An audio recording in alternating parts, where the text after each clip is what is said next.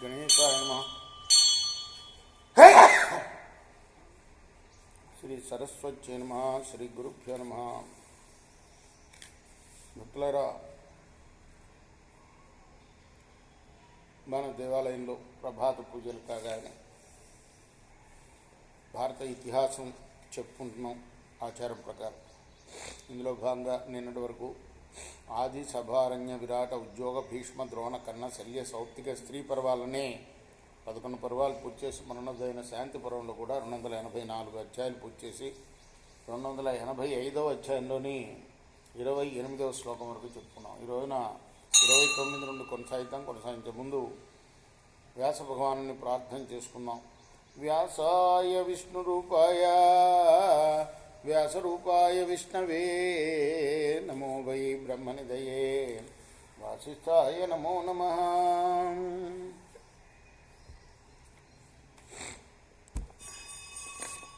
నారాయణం నమస్కృత్య నరం చైవ నరోత్తమం దేవీం సరస్వతిం వ్యాసం తతో జయముదీరయేత్.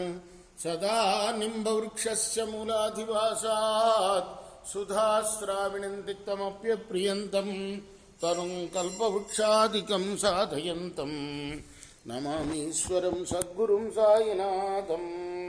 సమర్థ సద్గురు సాయినాథ్ మహారాజ్ కీ జై. అంజనానందనం వీరంజానకి శోకనాశనం కపీ సమక్షంతారం వందే లంకాభీంద్రం.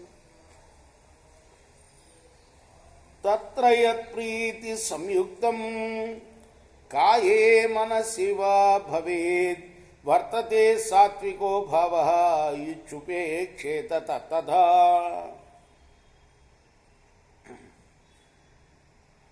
ఏమన్నా అనురాగ మోహాలు ఇటువంటివి కలిగితే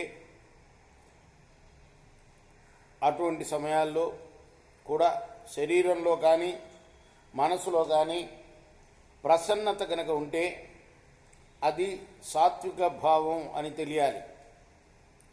అథ యద్దుఃఖ సంయుక్తం అప్రీతికరమాత్మనః ప్రవృత్వం రజ ఇత్యేవ తద సంభ్రభ్య చింతయే. దుఃఖంతో కూడిన ఏహ్యభావం కలిగితే, అంటే ఇక్కడ అప్రీతికరం ప్రీతికరం కాని భావం కలిగితే అది రజోగుణ భావం అని తెలిసి స్థిమితంగా ఆలోచించాలి. అథ యన్మోహ సంయుక్తం కాయే మనసి వా భవేత్ అప్రతర్క్యం అవిజ్ఞేయం తమస్తదుపధారయేత్.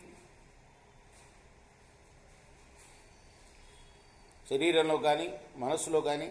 ఇక్కడ హారతిలో నెయ్యి ఉందా బాబు? చూడు, హుండీ పక్కన హారతిలో నెయ్యి ఉందేమో చూడు. నెయ్యి లేకపోతే ఆ ధునిలో పీట మీద ఉంటుంది ఒక నెయ్యి భరిణ, ఉందా? హారతి అద్దుకొని అక్కడ అభిషేకం తీర్థం పెట్టాను కుర్చీ మీద, తీసుకోండి తీర్థం ప్రసాదం.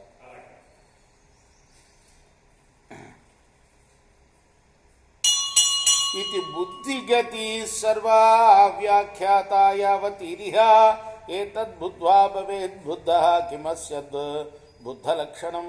ఇలా నీకు బుద్ధి యొక్క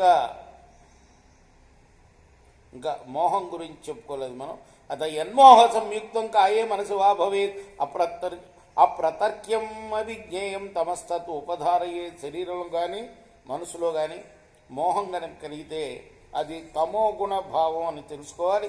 ఇది బుద్ధిగతి సర్వా వ్యాఖ్యాత యావతీరిహ ఏతద్బుద్ధ్వా భవేద్ బుద్ధః కిమన్యద్ బుద్ధ అద్భుత లక్షణం. ఇలా బుద్ధి యొక్క గతులన్నీ నీకు వివరంగా చెప్పానయ్యా. వీటిని ఎవరైతే తెలుసుకుంటాడో వాడే జ్ఞాని సుమా. ఇంతకన్నా జ్ఞానికి వేరు లక్షణాలేమీ ఉండవు అని తెలుసుకో ధర్మరాజా అని భీష్ముడు చెప్తున్నాడు. సత్వక్షేత్రజ్ఞయోరేతత్ అంతరం విద్ధి సూక్ష్మయో సృజతేత్ర గుణానేక ఏకో న సృజతే గుణాన్. సూక్ష్మాలైన బుద్ధి ఆత్మల భేదం బాగా తెలుసుకో. ఏది బుద్ధి ఏది ఆత్మ అనేది స్థూలం, చాలా సూక్ష్మంగా ఉంటుంది భేదం. అందరూ ఈ బుద్ధేమో గుణాలని సృష్టిస్తుంది, ఆత్మ మాత్రం గుణాలను సృష్టించదు. ఇదే తేడా రెండిట్లో. ఆత్మ కేవలం సాక్షి మాత్రమే. సాక్షి పాపుణ్యాలు అంటుతాయా? అంటవు. నిన్న చెప్పుకున్నాం కదా మనం. సాక్షి అనేవాడు చూస్తూ ఉంటాడు అంతే. ఏదైనా రాజు వచ్చి చెప్పబోయా సాక్ష్యం అంటే సాక్ష్యం చెప్తాడు, అంతవరకే. కానీ ఆత్మ అలాంటిది అనమాట. శరీరంలో అది సాక్షి మాత్రమే, అది గుణాలను సృష్టించదు. పృథగ్భూత ప్రకృత్యాతు సంప్రయుక్తౌ చ సర్వదా యథా మచ్చోద్భిరస్య స్యాత్ సంప్రయుక్తో భవేత్ తథా.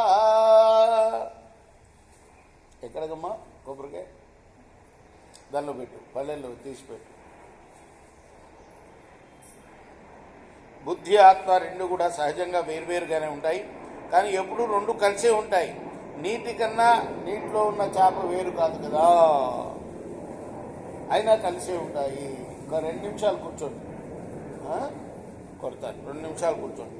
నగుణా విదురాత్మానం సగుణాన్ వేద సర్వతః పరిద్రష్టా గుణానాం తో సంస్రష్టా మన్యతే యథా ఆశ్రయో నాస్తి సత్వస్య గుణసర్గేణ చేతనా సత్వమస్య సృజంత్యేన్యే గుణాన్ వేద కదాచన సృజతే హి గుణావృం సత్వం క్షేత్రజ్ఞ పరిపశ్యతి సంప్రయోగస్తయోరేషు సత్వక్షేత్రజ్ఞయోర్ధ్రువః ఇంద్రియైస్తు ప్రతీపార్థాం క్రియతే బుద్ధిరంతర నిశ్చక్షుర్భిరజానద్ధి ఇంద్రియాణ ప్రతీపవత్. ఈ లోపల వెంకటేశ్వర స్వామి దగ్గర దండం పెట్టుకొని రండి. తెలుసు కదా వెంకటేశ్వర స్వామి, అక్కడ దండం పెట్టుకొని రండి. ఏవం స్వభావమేవైతత్ కొడతా తద్బుద్ధ్వా విహరేన్నర. ఇక్కడే కదా, ఇక్కడ వెంకటేశ్వర స్వామి దగ్గర అక్కడ దండం పెట్టుకొని రండి.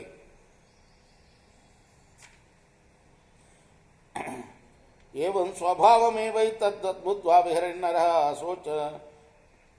అశోచన్న ప్రహృష్యం స వై విగతమత్సరः స్వభావసిద్ధమేవైతత్ యది మాం సృజ్యతే గుణాన్ ఊర్ణనాభిర్యథా సూత్రం విజ్ఞేయాం తద్దు తంతువద్గుణాం ప్రధ్వస్తా నిర్వర్తంతే ప్రవృత్తోన్నోపలభ్యతే ఏవమేకే వ్యవస్సంతి నివృత్తరితి చాపరే ఇతీతం హృదయ గ్రంథిం బుద్ధిచింతామయం దృఢం విముచ్య సుఖమాసీత విశోకచ్ఛిన్న సంశయ తామ్యేయు ప్రచ్యుతా పృథ్వీ మోహపూర్ణాం నదీర్నరా యథాగాధమ విద్వాంస బుద్ధియోగమయం తథా.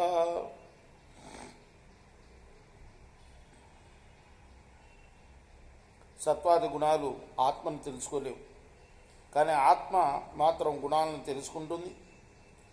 గుణాలకు సాక్షి మాత్రమే, దానిలో ఏం నిమగ్నం అవ్వదు. కానీ తెలియని వారు గుణాలతో కలిసి ఉంది అనుకుంటారు. బుద్ధి సత్వాది గుణాలను సృజించినప్పుడు జీవాత్మ బుద్ధికి ఆశ్రయం కాదు, ఇతర గుణాలను బుద్ధియే సృష్టిస్తుంది. ఆ గుణాలను జీవాత్మ ఎప్పుడో తెలుసుకుంటుంది. బుద్ధి గుణాలను సృష్టిస్తుంది, క్షేత్రజ్ఞుడు చూస్తూ ఉంటాడు. ఆత్మకు బుద్ధికి ఉన్న సంబంధం మాత్రం నిత్యం.